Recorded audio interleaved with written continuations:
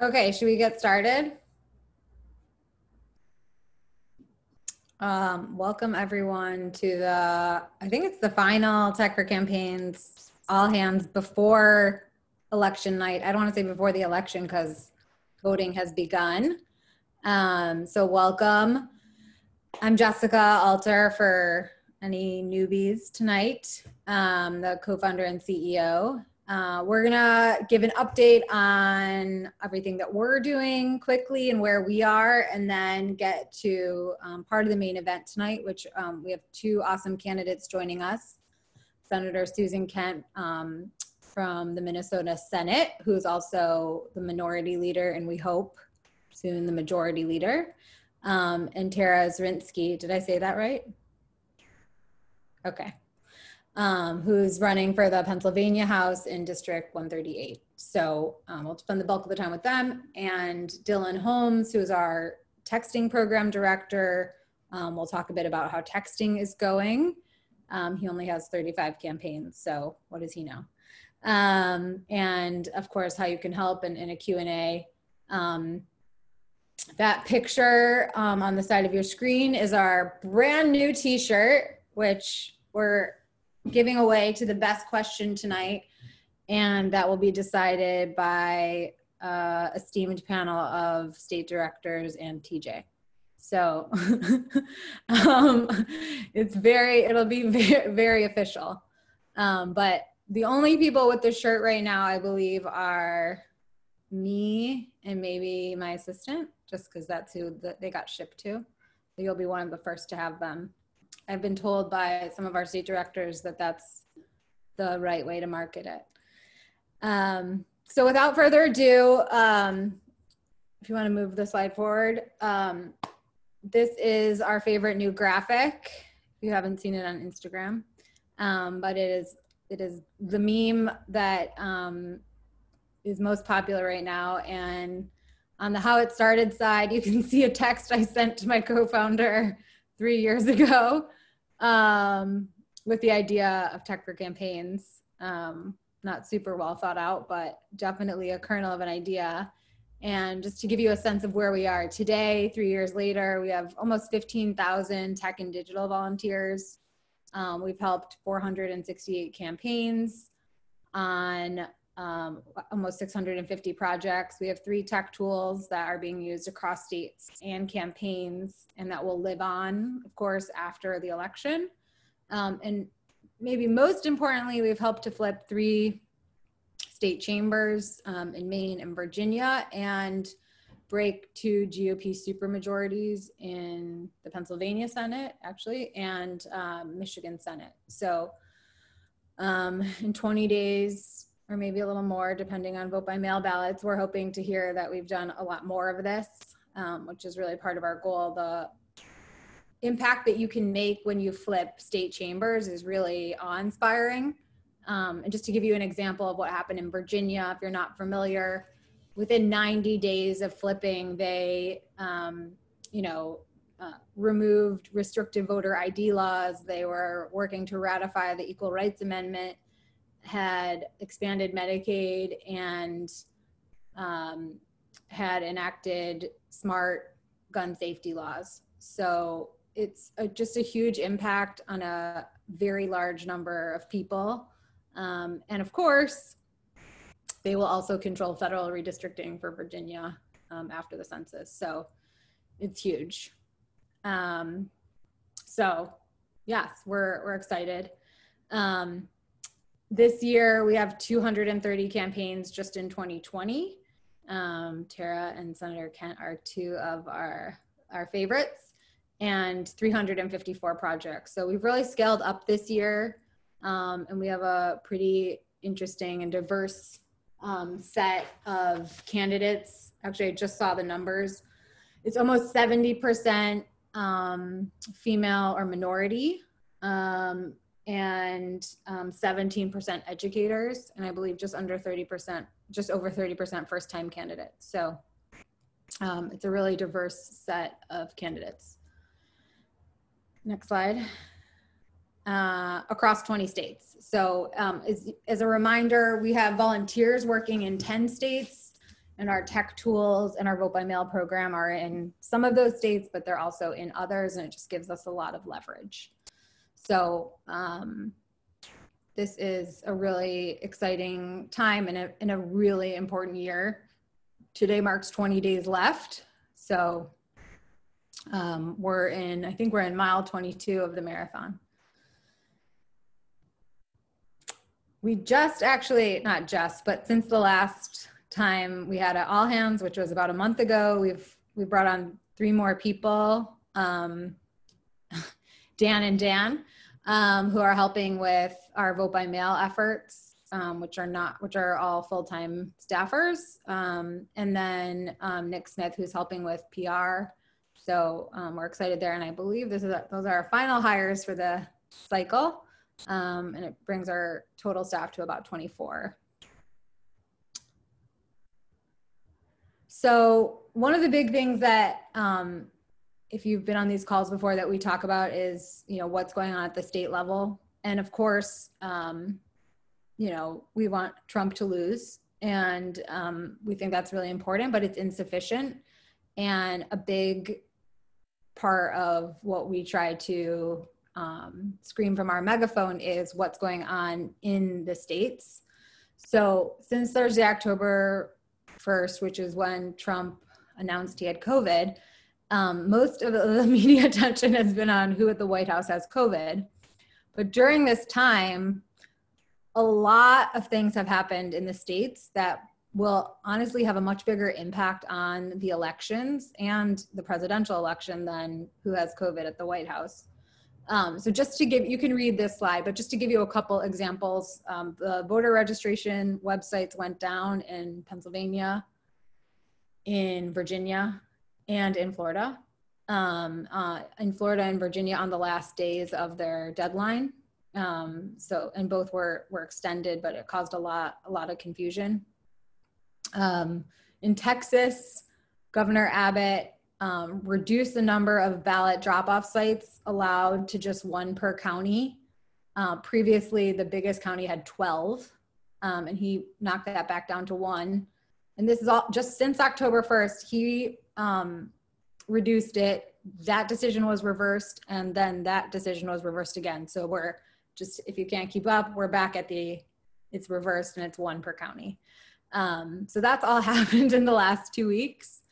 In addition, and again, just to reinforce how important voting rights are and that they're decided at the state level, South Carolina has a law that requires during COVID for absentee voters, like the people who don't feel good going to the ballot box, to have a witness stand next to them. And the Supreme Court said that that was okay.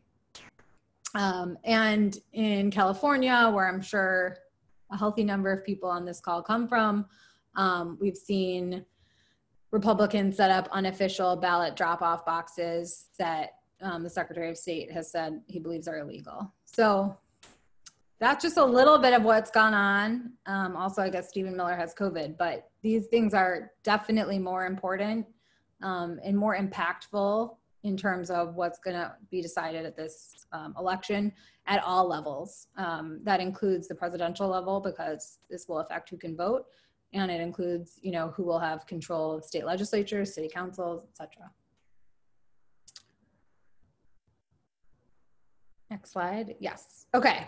So Minnesota and Pennsylvania are 2 of the states that were heavily involved in this cycle in a bunch of different ways. We have 27 campaigns across Minnesota and Pennsylvania, and 75 projects. So it's a lot. In Pennsylvania is using some of our tech tools, and Minnesota just went live with our Tabella Field dashboard. So we're really excited about that. The Minnesota Senate is actually just 2 seats from flipping, which is really awesome. And the Pennsylvania House is 9 seats, which seems like a lot, and it's not a small amount, but obviously House chambers have just a lot more seats than a Senate chamber. So it's just something to keep in mind. It's not apples to apples when you think about 2 and 9. Pennsylvania would have a trifecta, and Senator Kent, who is joining us, would be the majority leader. So we're going to talk to her about that and what a difference that would make. And obviously flipping the Pennsylvania House would be absolutely ginormous. Both are obviously also key states in the presidential. So we're going to start with Senator Kent, just in random order. A lot has been going on in Minnesota. She's representing Minnesota during the pandemic and the response to the murder of George Floyd. She's obviously Senate Minority Leader running for re-election, and is part of what they call the DFL, which is the Democratic Farmer Labor Party. That's not just the Democrats in Pennsylvania. We're excitingly working on Senator Kent's email program. Next slide. And helping her to raise profile, get people at events, etc. Minnesota is one of the states that has public financing of campaigns, so fundraising through email is a little less important, but she still seems to be able to raise money that way, so that's awesome for her. So without further ado, I wanted to just let Senator Kent talk a little bit about her district, what it's been like in Minnesota the last, 6 months, and some big issues there. So Senator Kent, thanks for joining us. Oh, you're muted. Yep, I got it. I always do that. You'd think after a million Zoom meetings, I wouldn't do that anymore. We all do it. We all do it. Thank you, Jessica, and just a huge thank you to Tech for Campaigns. You guys are just amazing, and it has been such an incredible experience to work with you. So I'm Susan Kent. I am the state senator in a suburban district just east of St. Paul, and if it tells you anything, I always say when I was elected in 2012, I was like, I can see Wisconsin from my house, which is a tad of an exaggeration, but pretty darn close. I'm way on the eastern border. Another thing to know about my district, it is suburban. It is part of the suburban metro, and it's always been a swing district. So I first ran in 2012, was reelected in 2016, and it was almost 20 years since somebody had been reelected in this seat, which was kind of interesting. Last cycle in 2016, we defeated the Republican minority leader. And they're not going after the guy that beat him this year. They're coming after me. So that's kind of interesting. We would not think my district would be as targeted as heavily as it has been. But here we are. So it is what it is. It's politics. It's not beanbags, as people love to say. And as Jessica said, we are 2 seats away from flipping the majority. And so we need to protect all our seats, and we feel pretty good. We have not really been on the ballot since 2016. The House was, and they had a huge year in 2018 and flipped it to DFL. And so, we're feeling pretty good that based on how that went and what we're doing, that we're in reasonably good shape. And because we did take, pretty significant losses in that tough 2016 year, we feel pretty good about protecting our seats, including mine, but can't take anything for granted, as you know. And then we're just working really hard to flip not just 2, hopefully more, because then that gives us some breathing room to really pursue a solid progressive agenda. And so, the other thing that's going on is because of COVID and the emergency powers in Minnesota law, we come back into special session every 30 days. So our session ended in mid-May, but every 30 days we come back into session. So, typically we would wrap up in May and then full speed ahead in campaigns. Well, we had George Floyd's murder on Memorial Day. And so there was a lot of work that went around that, and then special session, and we did a bunch of police accountability and reform, which was great. And then it's like, then you're trying to get your campaign going. Plus I'm trying to lead a caucus campaign effort. So it's like having 3 full-time jobs. And in fact, we're in the middle of a special session right now. I've got to go tomorrow and help pass a capital investment bill, which is exciting, but it's like we have 2 sides of our brains that are constantly fighting each other. So that's why I'm particularly grateful for the incredible support from Tech for Campaigns on this aspect of it. And the other thing that, so to talk about some of the issues that we're working on here in Minnesota, it's the same as everywhere, I think. COVID has taken over so much. It's affecting campaigns, it's affecting everybody's lives, and it highlights a lot of the issues, whether it's with healthcare, whether it's with education and disparities, the challenge of, you know, families trying to juggle distance learning and they're keeping their jobs. You know, people are continuing to talk more and more, and I think this is so important, about climate change. And another one, and this is also related to COVID, is free and fair elections, right? So Minnesota recently, oh, let me back up. I'm really pleased, and I'm not originally from Minnesota. I married a Minnesota guy. And so that's how I ended up being a New Orleans native who lived in Texas for a lot of years, who now lives in Minnesota and is the Senate Minority Leader. I love Minnesota. And one of the things I love about Minnesota is we are a very good government state. There's a long tradition of real civic commitment. And solid elections is a big part of that. We have historically consistently some of the best election turnout, usually number one. We get really annoyed. And as a Minnesotan, I'm actually not allowed to brag about things, but I'm not a native, so I guess I can. And a lot of that is cultural, but it's also structural. So, and this comes from state government and state laws. We have paper ballots. Our voting machines aren't attached to the internet until you're sending final results. We have same-day registration, which as a new Minnesotan was just fascinating to me. And so, like right now, we've just passed our online registration deadline, but people know that if they didn't get registered, they can still get registered on election day. And we've also been expanding our absentee ballot process. And so it's no excuses, and there's lots of mail-in. And over the recent years, people have been doing more and more of that. So it's really pretty easy to expand that in the time of COVID. So it's been important, and it's just such a huge lesson for why state governments really matter, because that's where these decisions are made.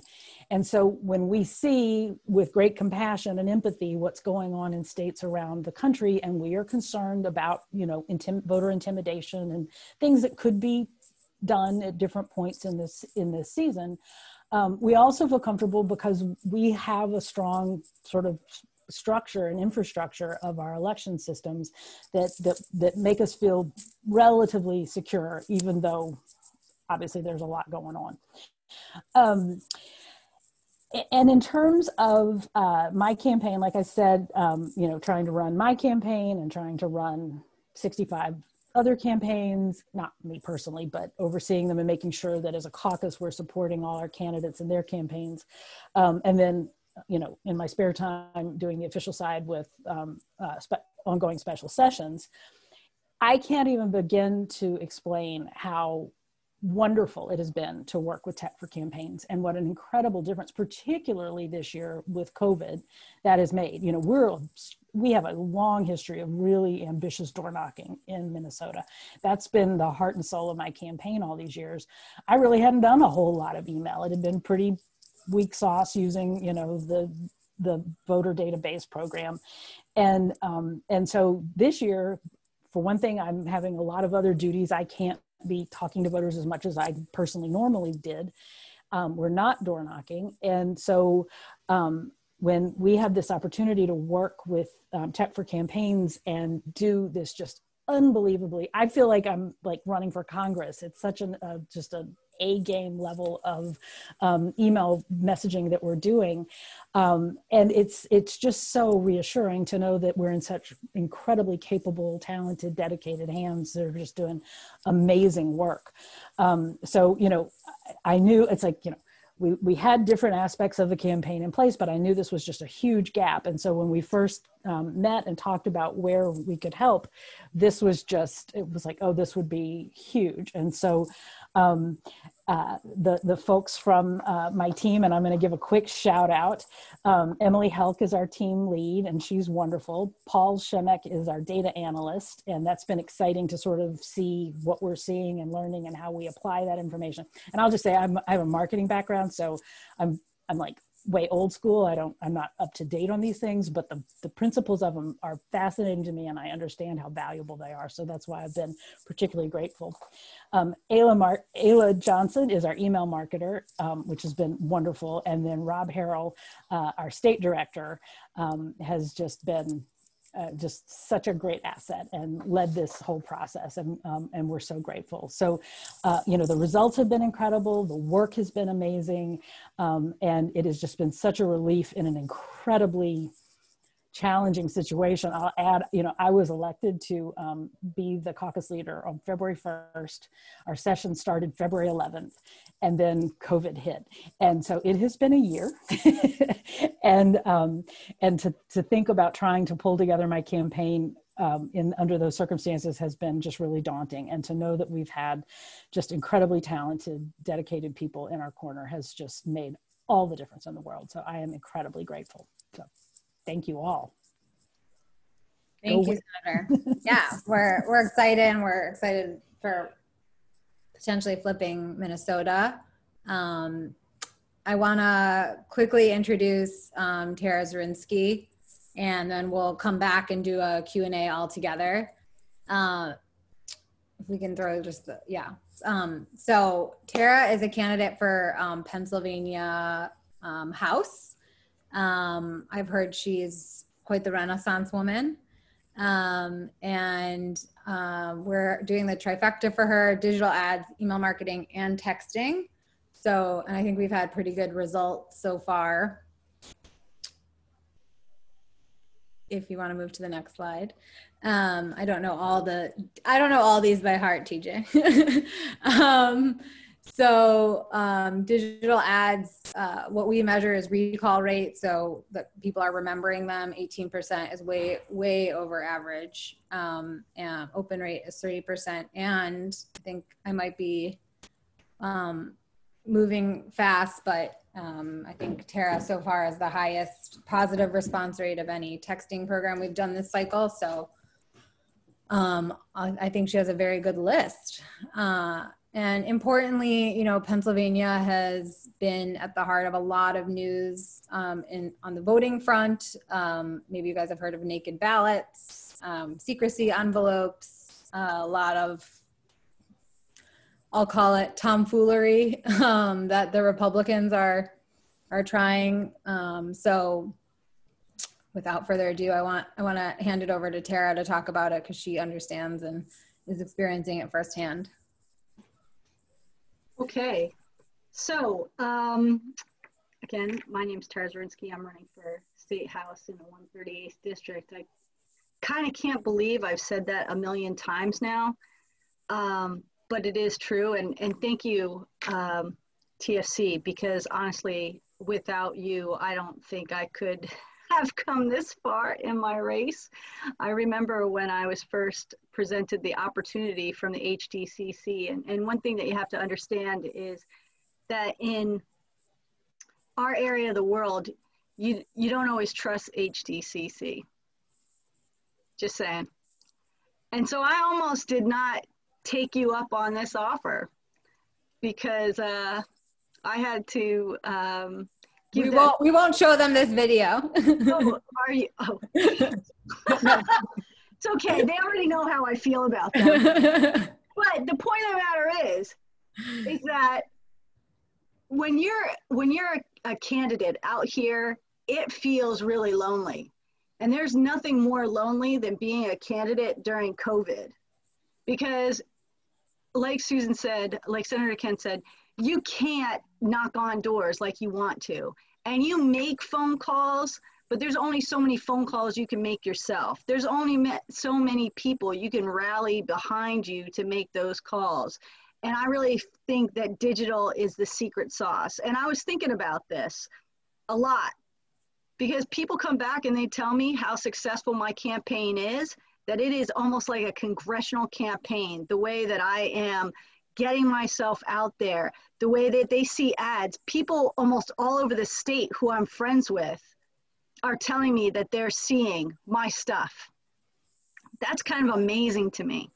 And when you put all that together with the strength of the team that I've put together with Maria and Noah and Aiden, and then you combine that with Craig and Matt and Cambria and everybody else, I mean, we're like a machine, the way that we are just plowing through this district.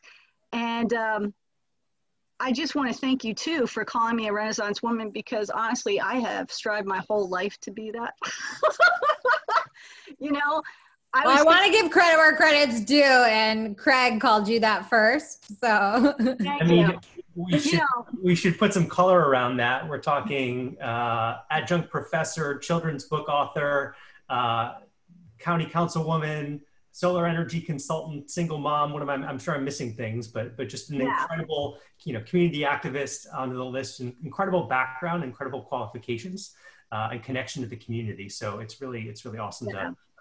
It does feel so much better when someone else says those things about you than you rattling off all that yourself, because I don't want to seem like I'm boasting, but like I do have my humbling moments.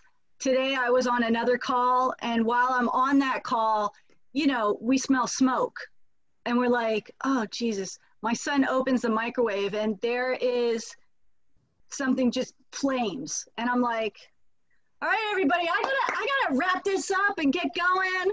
So I just think that we all have our moments. But for me, this is so important to win. I've been a Northampton County Councilwoman for about almost 3 years now.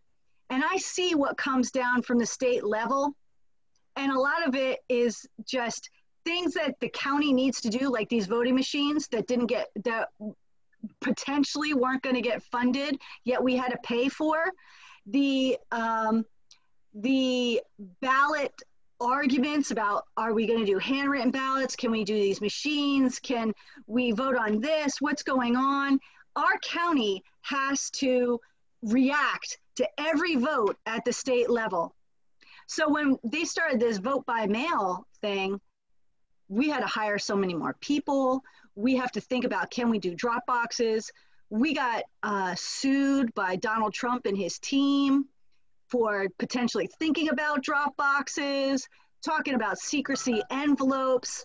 And so it goes on and on. So it's almost like I am a county councilwoman reacting to what's going on in the county, but also participating in this race to hopefully change how things run and to bring accountability to Harrisburg. Because right now is one of the main things on my list, is to bring accountability and to end the corruption in Harrisburg.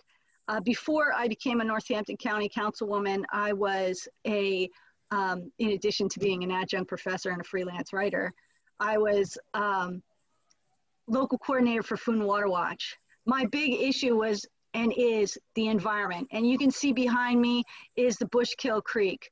We're talking about clean water, clean air, open space, but beyond that, we have so many issues in our district.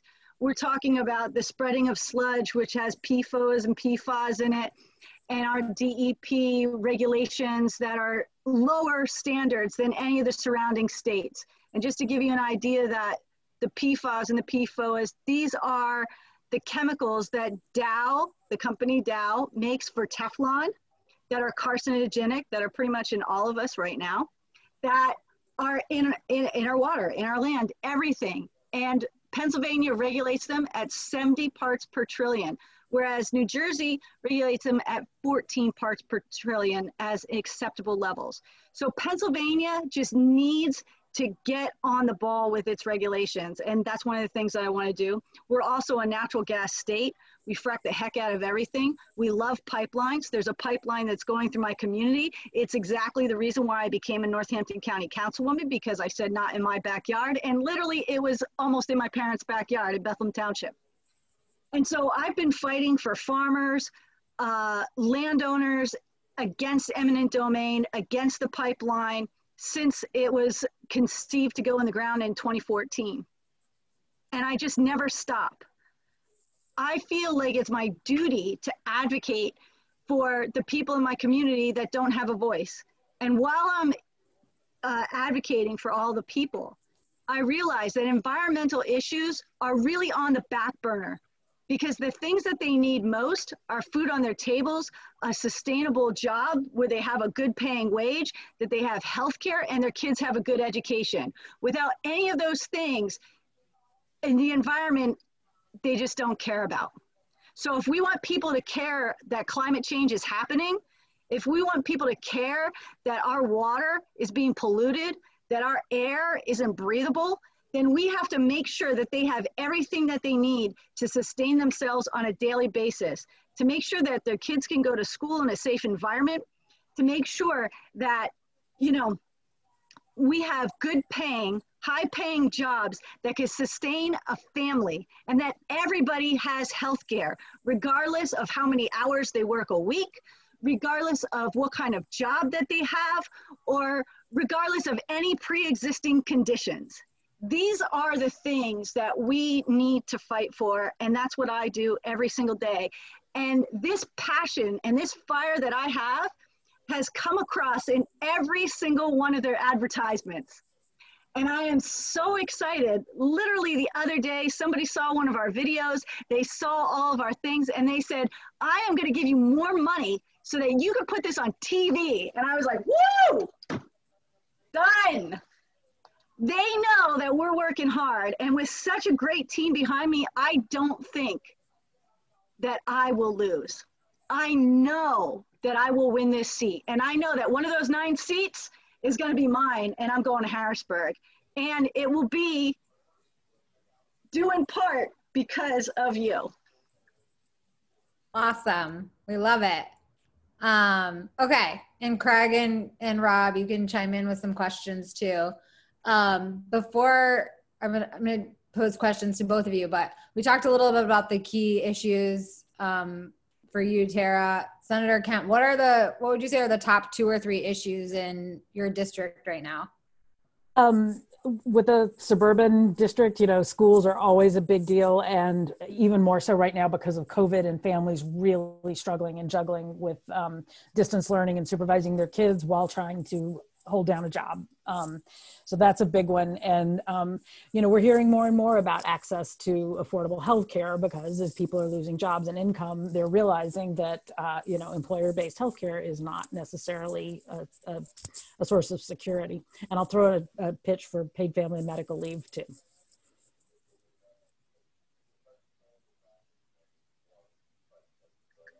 We have a lot of questions from the crowd, so I'm going to start by going into some of those. Wow, we have a lot of Minneapolis people. Okay. So first and foremost, Emma wants to know, what are parts of or lessons from campaigning during the pandemic that you think you'll take to future campaigns that hopefully won't be in a pandemic? And that's for both of you. I'll just say, you know, that taking advantage of all the tools that are available, because what we know, and again, as somebody who comes from a marketing background, different people get their information and they connect in different ways. And so, you know, this old notion of and Minnesota has weird campaign finance limitations. And so we can't, the good news is we can't raise and spend a ton of money. But, you know, the old way of just sending out direct mail, that's no longer can be our main tool in the tool chest. And so digital, whether it's email or whether it's digital advertising, video and display, you know, that's just a huge part of it too. Tara? So I would echo that, but I kind of always knew that digital was important, because in my race for Northampton County Council, I used a lot of digital advertisement. It's just that I was doing it myself, you know? So having that level of expertise and a whole team behind you, it just takes it all like to the stars. Do you know what I mean? So there are things that people, like anybody can use. I do know what you mean. Yeah, because like literally you could use Canva and you could make a couple ads and you could post them, but boosting them and commenting and forcing them out there and just saturating your base with information. Like literally I can't go anywhere now without somebody saying, "You look familiar." I'm like, "Yeah, I know, thanks." Where do you think you saw me from? Which ad? Which thing did you see me in? And when they tell me, it's like, okay, let's talk about that. Because now it's a conversation. And it's not just a static piece of information that someone gets and can't respond to. We see how mail works. People take it, and to me, it's the worst investment in a campaign ever. I've been saying that forever. I think we're going to spend like, what, 60-some thousand dollars on pieces of mail that people are going to see for 15 seconds and then chuck. I can't even imagine. But with these digital ads, you see them over and over and over and over and over again. And the repetition is what's key. That's what they try to get in advertising by mail, but you can't, because you just can't fund it. So this is that fill in the blank that every campaign essentially needs. Yes, we wholeheartedly agree. I know. So, and this is another question for all of us. Do we think that mail-in voting is here to stay for future elections? And if so, how will that change how you campaign in future elections? First, the first thing. Do we think mail-in voting is here to stay? Yeah. And like I mentioned, you know, we had expanded that a few cycles ago in Minnesota, and we've seen those numbers going up. And because of COVID, it just blew up. I'm one of those people that I've always loved the ritual on election day. It goes back to my dad taking me to the polls when I was a kid. But this year with we had a primary, and I said, you know what, I'm going to try the online, you know, order my ballot to do the mail-in thing. It was so slick. It was so easy. And I think, you know, tens of thousands, hundreds of thousands of Minnesotans have had that same experience. So I think, you know, there will be a bunch of people who never go back after this, and, you know, pandemic or not. So yeah, I think it's with us for the long haul. Yeah, I would agree. I think in Pennsylvania, it's going to take a little bit more time. Like everything else in Pennsylvania, people have to get used to it, and they got to break through that barrier of trust, because they're still a little hesitant to think that their ballot's actually going to get there. Even when they get the email that says, "We've received your ballot, you know, your vote has been counted." There's that idea that I don't trust the computer, I don't trust the email, I don't trust that I didn't pull the lever myself. So although I think legislatively it's going to stay, it's not going anywhere, the question is, are people going to use it? What we're seeing in the county, the numbers were like out of, you know, like 64,000 people who applied for a mail-in ballot. We're already seeing like 25% of that returned. That's kind of amazing. They anticipated potentially 100,000 vote by mail ballots, which is huge. And that's why we put these drop boxes around, and people are still trying to figure out the legalities of trying to count the votes. You know, can we open them? Can we count them early? Why are these ballots naked? And we have about 40 to 50 naked ballots a day. Can you just tell everyone what that means? Oh, right. It means that you forgot to put your ballot in the secrecy envelope. Sorry about that. But yeah, so there's two envelopes that go into in the ballot, or the ballot goes in one secrecy envelope, and then it goes in the ballot that you actually mail. So they can open one up now, but they can see what ballots don't have the secrecy envelope in, and they've put them to the side. They're waiting to see if there's potentially any room for a legal battle to actually count them. But as of right now, they're not going to be able to count them. So that's like 300 or 400, potentially 500 ballots that are not going to get counted in our vote. And that is what's going to keep people from voting vote by mail. But, you know, if they just read the directions, it'd be a lot easier. Okay. We have a question. At the national level, we see unprecedented amounts of unwillingness to work across the aisle. Is this also the case in your legislatures? So being in the minority, so with the Democratic governor, Democratic House, and then Republican Senate, and you know, I'm really proud of Minnesota and particularly Governor Tim Walz's response to COVID. And there was good bipartisanship in the first couple of months, but then no, they realized that there was not a political contrast if they went along with science and reasonable responses and listening to public health experts. And so they just changed everything around, and it became just, it doesn't make any sense, you know. And then in the wake of George Floyd's murder, and obviously, you know, we saw a lot of damage and vandalism and destruction in Minneapolis and St. Paul. That's what they're running on. They're running on this fear, law and order. It's just like Donald Trump is doing. It just has a local flavor here, and you know, nothing focused on, you know, positive, constructive solutions for people's lives. What are you seeing, Tara? We have a vicious House that's polarized. That is basically Republican versus Democrat. And at every chance that they can, they're blaming Wolf, our governor, for COVID. Everything is his fault. And we've had a lot of problems because like Republicans have made mask wearing, you know, like a wedge issue. Like, honestly, I'm wearing my mask to protect me. You're wearing yours to protect, you know, us.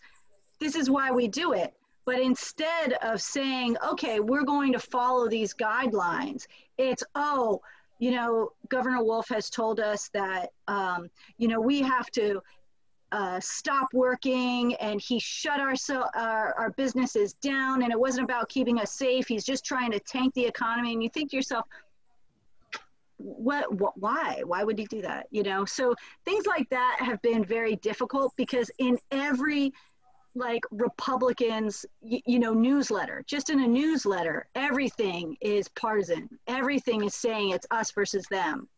And so I think people are very tired of that divisive language, although it does work with some people. I think there's also seeing now how important, you know, mask wearing is, because our numbers are starting to go up. And we're starting to see a lot of the children that we've sent back to school sick. You know, there's hundreds of kids in our schools that have contracted COVID, whereas before they were telling us that kids are immune to it. And again, that's misinformation. And that's one of the reasons why people lack trust in, you know, both sides, because no one knows what the truth is. And so this bipartisan or this partisanship has really not helped our legislator move forward at all. And it's really damaged, I think, the public trust, which is the worst part, because without public trust, you can't really have good government. We're going to do one final question, and then I'm going to do a quick speed round before we get to the texting briefing. So this is originally about Minnesota, but I think it applies to both Minnesota and Pennsylvania. But from Drew, what's your experience vis-a-vis trends of Minnesota and Pennsylvania moving rightwards, which you can agree or disagree with? If you agree, what do you feel is driving that, and how can you prevent it from taking hold? So in Minnesota, you know, there's been a lot of attention paid to the fact that the 2016 presidential election, and Minnesota is the state with the longest Democratic presidential record in the country. And a lot of attention has been paid to the fact that it was really close in 2016. There was also a lot of third party, or, you know, other parties there. And I will just say, I think misogyny is still a very powerful drug, but I'll just leave that there. You know, the issues with rural America also apply in rural Minnesota. We've seen, you know, a lot of this polarization that falls along different lines. It's not unique to Minnesota, but it is a reality. You know, I do think we need to do a better job of making sure that, you know, people feel that the Democratic Party is a big tent party and working for everyone. But at the same time, you know, there are a lot of questions about where people are getting their information. You know, you're talking about the polarization around COVID. We've had the same issues here with the, you know, oh, mask wearing is a bad thing. Minnesota is right now surrounded by states that are having exploding rates of infection, and, you know, that have had different governmental responses. Everybody noticed South Dakota, for example. And so, you know, it's the alternative universe. It's the alternative facts. It is that, you know, I keep hearing from people around Minnesota who think that, you know, we need to bring down this big jobs bill that we're getting ready to vote on tomorrow, because Governor Walz won't, you know, give up his emergency powers that everybody has in all 50 states, and President Trump does as well.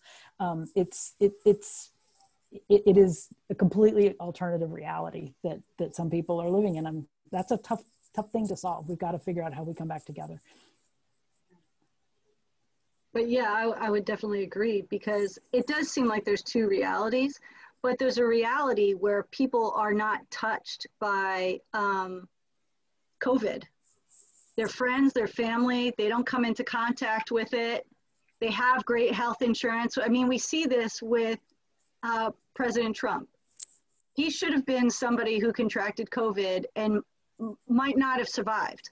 But instead, he had the opportunity to go to Walter Reed Hospital, get care from 12 doctors on a team, access to drugs that no one else has access to, and then come out and say, not a problem, we can all survive. So there's a large portion of people that resonates with, because it applies to them. Whereas a lot of other people don't have that kind of access to healthcare treatment. They don't have the money for the drugs. They don't have time to take off of work because they have no savings, and they've depleted everything they've had, you know, during this crisis, because maybe they were unemployed and out of work, or didn't receive their unemployment compensation for weeks. That was a real problem in Pennsylvania. You know, so there are these two realities that people are living in, where they're touched every day by COVID, either because they're frontline workers and they're working in hospitals, or they're working in grocery stores, or they're teachers, educators. You know, anybody who is out on the front lines has had a person die or witnessed a person die of COVID. And if you're not in that group, it's like you don't even know it exists. So these two worlds just exacerbate the haves and the have-nots. You know, this delineation of people who have an overabundance, and then people who have nothing. And that's what we've seen. And that's why we have to try to bring, you know, equity to everything that we do in the legislation. We have to make sure that there's a fair share of and a portion given to each individual, so that they can live a standard and quality of life that is at least sustainable and stable. You know, this is what I think we've been taught by the crisis. And, you know, it's just what keeps driving me. It's just everything that keeps resonating in my head that I'm trying to work for. Awesome. Okay. Before we get into texting, I'm going to do a quick speed round, 1-word answers. 1 word. Okay. Well, you'll see. If you had to pick between using Instagram and using TikTok, which would you pick? Instagram. TikTok. Ooh. Okay. Are you wearing shoes right now? Yes or no? I'm in Minnesota. Absolutely. I am not. Okay. And 1 word to describe the next 20 days through the election. Exciting.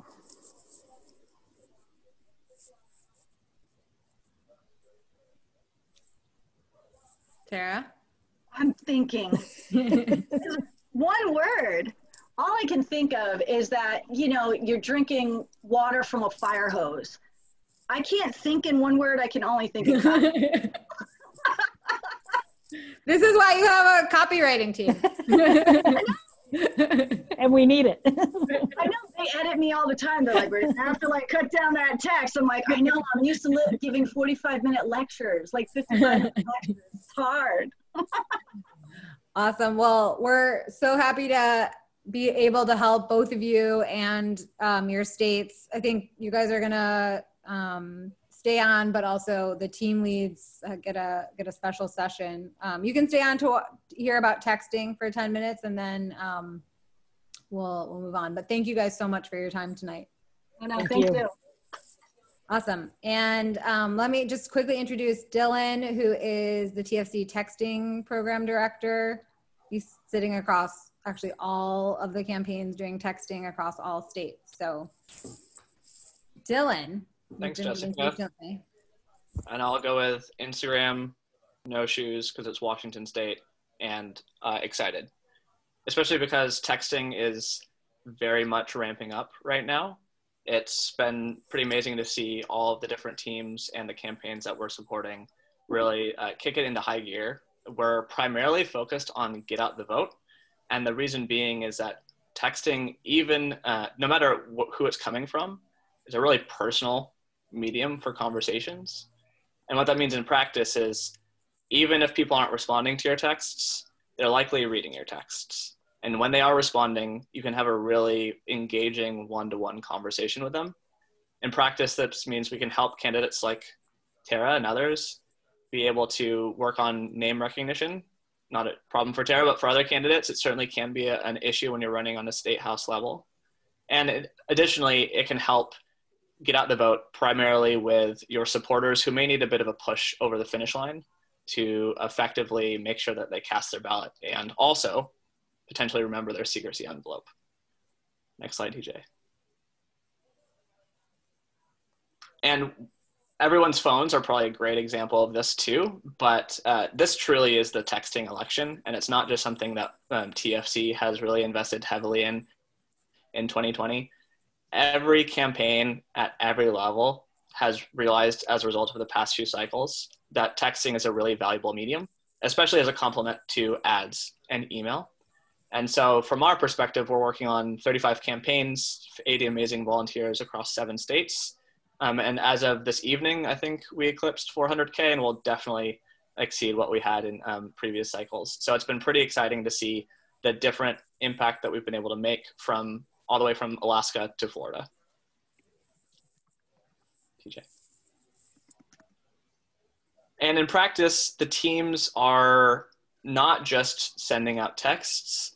They're also trying to do it from the TFC best practice, which is how can we use our learning and expertise to figure out what is the right messaging to make an impact. In practice, this means that we're running A/B testing across all of our different campaigns to try and figure out when and what types of messages make the biggest impact for our candidates. One interesting example is we're able to kind of reaffirm that even in this crazy and unique election cycle, using messaging around social identity, which is saying things like, can we count on you to be a voter this year rather than can we count on your vote, increases positive responses by about 2 to 3% compared to another quote unquote best practice, which is talking about social norms. And that means something along the lines of saying, hey, everyone else in your neighborhood is voting, why don't you? We're super excited as well to commit to more playful messaging and other mediums in the coming weeks, because as you can probably tell, again, based off of your phones, it's important for us to be able to break through with unique and engaging messaging. So we're trying a number of different variations to make sure that the campaigns we're supporting will continue to have momentum through the end of the election. 2 other really brief things. Emojis were a big learning in 2018. They seem to have a huge impact. In the past 2 years, they've now become actually quite costly, especially for down ballot candidates. So it's been pretty cost prohibitive to include them despite the impact they provide. Why, Dylan, will you explain why real quick? Yeah, so the reason why is because texting is it's a very short and small space that you have to make impact. you typically have about 160-ish characters before your messaging character breaks it into 2, and all of a sudden you're sending 2 texts. And that gets costly when the platforms that we work with typically price by text. Unfortunately, since 2018, now if you include an emoji, it's only 67 characters, which is basically like saying, hi, I'm Dylan, vote for Tara, and then a smiley face. Otherwise, you're paying an astronomical amount of money. So it's been a shift, just like a lot of the texting landscape has shifted over the past few years. And that also is relevant when it comes to opting out. So in the past few weeks, all phone carriers basically just decided to lay down the law and say, there were best practices we were supposed to be enforcing. Now we're actually going to enforce them. And it means that we've been you have to include opt-out instructions, even when you're sending a text from one volunteer to a voter. It's increased unsubscribe rates, but it also means that people have less of a truly caustic reaction to the text that they're receiving, which is great. And then finally, TJ, the last thing I wanted to highlight is just that there's been some specific texting waves that have been pretty exciting to see. Tara, I know, again, at the top of the list, we have seen that specific text banks have had pretty astronomical response rates and positive response rates by highlighting important details about how you can vote, particularly relevant in Pennsylvania. We've also seen telling powerful stories about a candidate's background, like with Dana Hemp-Gulick in Pennsylvania, be really valuable.